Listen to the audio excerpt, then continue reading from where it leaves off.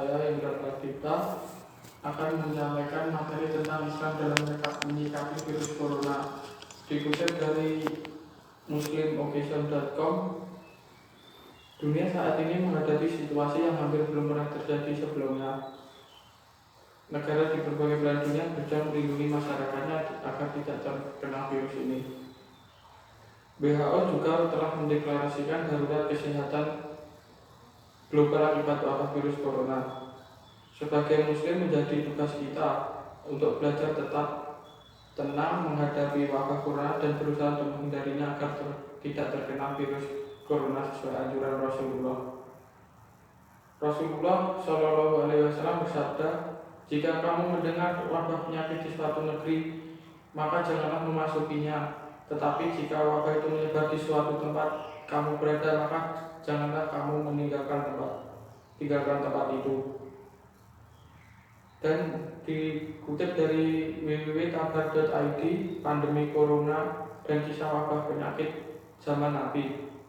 Wabah zaman Nabi pernah terjadi, yaitu penyakit kusta atau lepra yang dapat menular dengan cepat dan menyebabkan kematian. Dalam menghadapi wabah ini, Nabi mengajarkan kepada sahabat untuk tidak memasuki wilayah yang sudah terjangkit penyakit tersebut.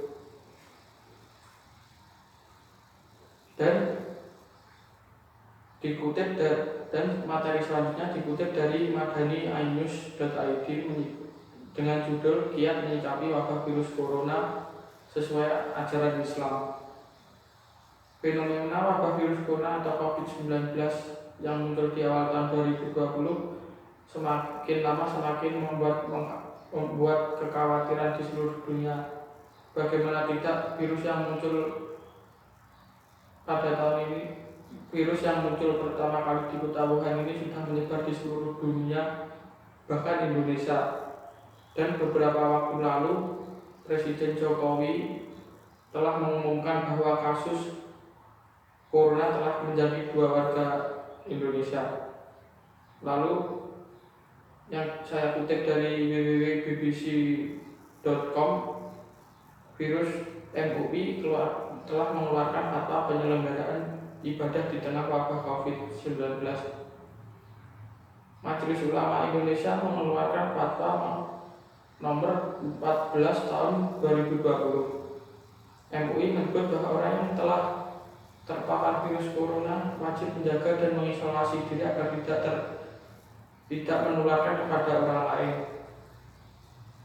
Bagaimana dengan orang yang sehat atau yang belum diketahui terpapar COVID-19? Fatwa nomor 14 tahun 2020 menyebut dalam hal ia berada di suatu kawasan yang potensi penularannya tinggi atau sangat tinggi berdasarkan ketetapan pihak yang berwenang, maka ia boleh meninggalkan sholat Jumat dan mengganti dengan sholat zuhur di rumah masing-masing, serta meninggalkan jamaah sholat 5 waktu atau rawatib, tarawih, dan sholat id di masjid atau tempat umum lainnya, dan diganti dengan sholat di rumah masing-masing. Menyikapi epidemi global ini, sebagai seorang muslim hendaklah kita kembali kepada ajaran-ajaran agama. Dan berikut beberapa kiat-kiat dapat kita tempuh sebagai seorang muslim dalam menyikapi wabah virus corona ini. 1. Senantiasa meminta perlindungan kepada Allah.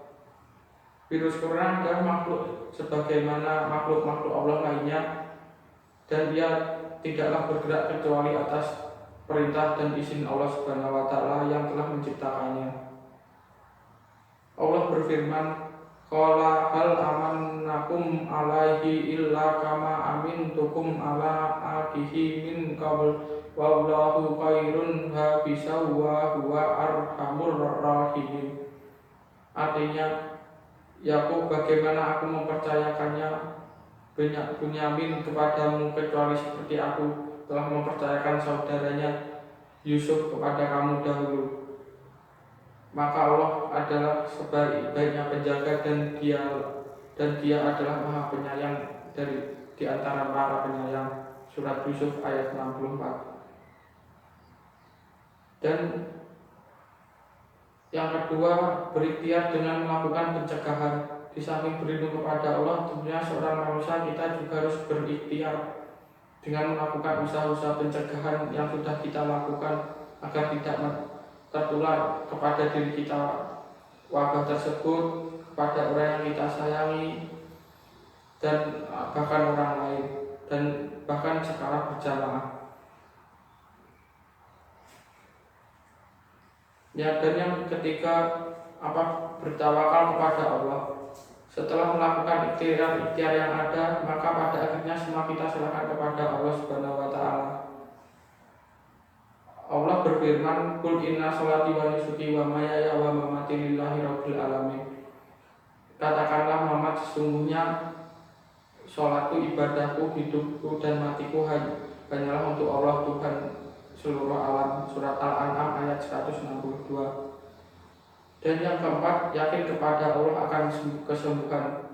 Bila di antara kita yang ditakdirkan oleh Allah Subhanahu wa taala tertimpa penyakit ini, maka yakinlah bahwa Allah adalah sebaik-baiknya penyembuh, karena Ialah Tuhan yang Maha Menyembuh.